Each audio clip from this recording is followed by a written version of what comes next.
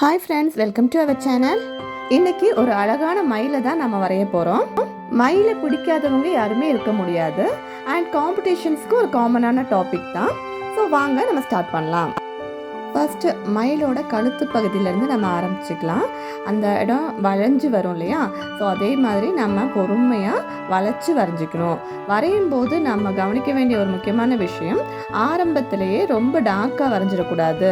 Step by step அழகாக நம்ம பொறுமையாக வரைஞ்சோன்னா அந்த ஷேப் வந்து நமக்கு நல்லா கிடைக்கும்.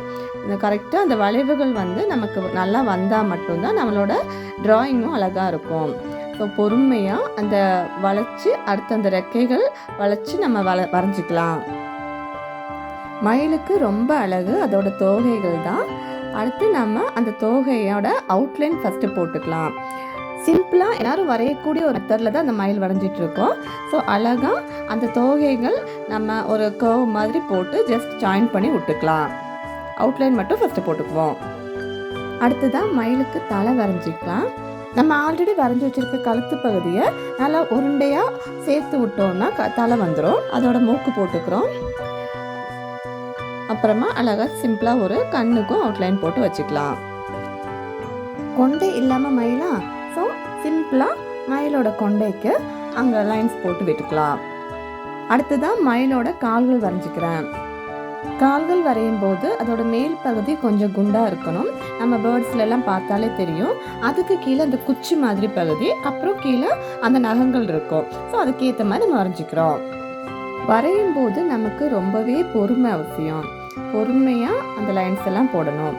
அடுத்து தோகைக்குள்ள அந்த மயில் இறகுகளுக்காக கொஞ்சம் இந்த ஒரு ஷேப்பில் நம்ம அந்த இடம் ஃபுல்லாகவே லைட்டாக அவுட்லைன் போட்டு வச்சுக்கலாம். அவ்வளோதான், நம்ம அவுட்லைன் போட்டுட்டோம். இனி இந்த படத்துக்கு கலர் பண்ண ஆரம்பிக்கலாம். ஃபர்ஸ்ட் மயிலோட உடம்பு பகுதிக்கு லைட் ப்ளூ கலரில் அதோட ஃபுல்லாக நம்ம லைட் ஷேடில் ஒரு கோட்டிங் கொடுத்துடலாம். அடுத்ததாக டார்க் ப்ளூ கலர் எடுத்துட்டு அதோட கார்னர்ஸ், அதாவது ஷேடிங் ஏரியா வர மாதிரி இடங்களுக்கு எல்லாமே நம்ம டார்க் ப்ளூ வச்சு அதை நல்லா டார்க் பண்ணி விட்டுடலாம்.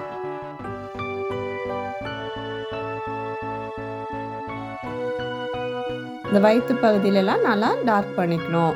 அப்படியே கொஞ்சம் ஷேடிங் எஃபெக்ட்ஸாக கொடுத்தோம்னா தான் நம்மளோட மயில் பார்க்குறதுக்கு ரியலிஸ்டிக்காக தெரியும். நான் பண்ணுற மாதிரி இப்படியே பண்ணுங்க.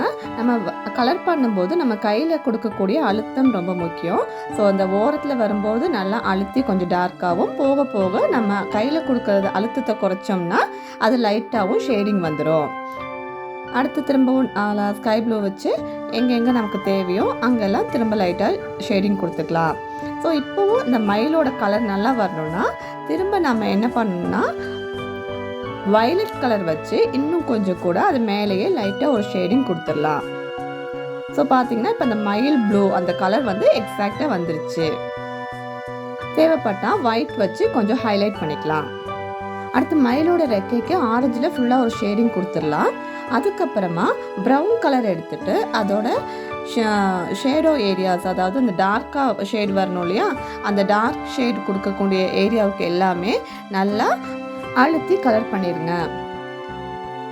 கீழே வயலட் கலரில் கொஞ்சம் ஹைலைட் பண்ணிக்கிறேன். ஸோ அது நல்லா செப்பரேட் பண்ணி தெரியறதுக்காக. ஸோ நல்லா ப்ரௌன் நல்லா டார்க்காக கொடுத்துடலாம். ஸோ நல்லா கவனிச்சிக்கிங்க. அந்த ஷேடிங் எஃபெக்ட் வரணுன்னா நம்ம கையில் வந்துட்டு கொஞ்சம் கொஞ்சமாக ப்ரெஷர் வந்து கம்மி பண்ணணும்.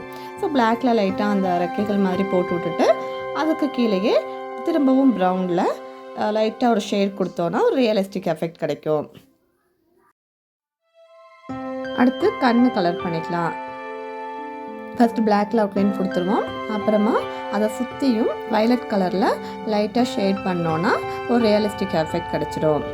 அடுத்து ப்ரௌன் கலரில் மூக்கு, மேலே கொண்டைக்கு கலர் பண்ணுறோம்.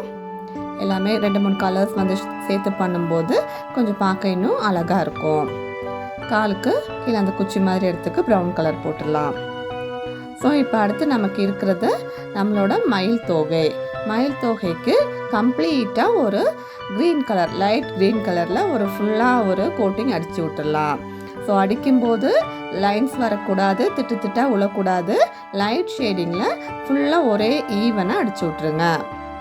அடுத்து தேவையான இடங்களில் டார்க் க்ரீன் வச்சு கொஞ்சம் ஒரு டார்க் ஷேட் கொடுத்துருவோம். இதில் பார்த்தீங்கனாலே தெரியும் எங்கெங்கே கார்னர் ஏரியாஸ் வருதோ அந்த இடம்லாம் நல்ல டார்க்காக இருக்கணும். அடுத்து மயில் இறகுகளுக்காக ஃபஸ்ட்டு ஸ்கை ப்ளூ எடுத்து லைட்டாக ஒரு இது கொடுத்துடலாம். அப்புறம் அதோட சென்டர்லேயே திரும்ப டார்க் ப்ளூவில் ரவுண்ட் போட்டுக்குவோம். திரும்பவும் ஸ்கை ப்ளூவில் அந்த ரவுண்டை சுற்றி லைட்டாக ஒரு ஷேட் மாதிரி கொடுத்துக்கலாம். அப்புறம் மேலே வந்துட்டு ஆரஞ்சு கலர். அடுத்ததாக க்ரீன் கலரில் அந்த ஃபெதர்ஸ் போட்டு விட்டுக்கலாம். ஜஸ்ட் லைனாக போட்டால் போதும். ஆரம்பத்தில் அழுத்தம் கொடுக்கணும், போக போக கையில் இருக்க அழுத்தத்தை ரிலீஸ் பண்ணிடணும். நான் பண்ணுறது நல்லா பாருங்கள். ஒரேடியாக குச்சி குச்சாக கோடு மாதிரி போட்டுறக்கூடாது. ஃபஸ்ட்டு நல்லா அழுத்தம் கொடுத்து ஜஸ்ட் கை ரிலீஸ் பண்ணோன்னா அந்த ஷேடிங் எஃபெக்ட்ஸ் கரெக்டாக வரும். ஸோ அதை நம்ம கவனித்து எல்லாமே அதே மாதிரி பண்ணி முடிச்சுக்கலாம். அடுத்து பிளாக் கலர் வச்சு ஓவரால் எங்கெங்கே நமக்கு தேவையோ அங்கெல்லாம் லைட்டாக ஒரு டச்சப் கொடுத்தோன்னா நம்மளோட மயில் டிராயிங் ரெடி. இதில் நான் சொன்ன டிப்ஸ் எல்லாம் உங்களுக்கு யூஸ்ஃபுல்லாக இருந்திருக்கும்னு நினைக்கிறேன். இந்த வீடியோ பிடிச்சிருந்தா லைக், ஷேர், கமெண்ட் பண்ணுங்கள். தொடர்ந்து இதே மாதிரி இன்னும் நிறைய வீடியோ பார்க்குறதுக்கு நம்ம சேனலை மறக்காமல் சப்ஸ்கிரைப் பண்ணிக்கோங்க. தேங்க்யூ ஃபார் வாட்சிங்.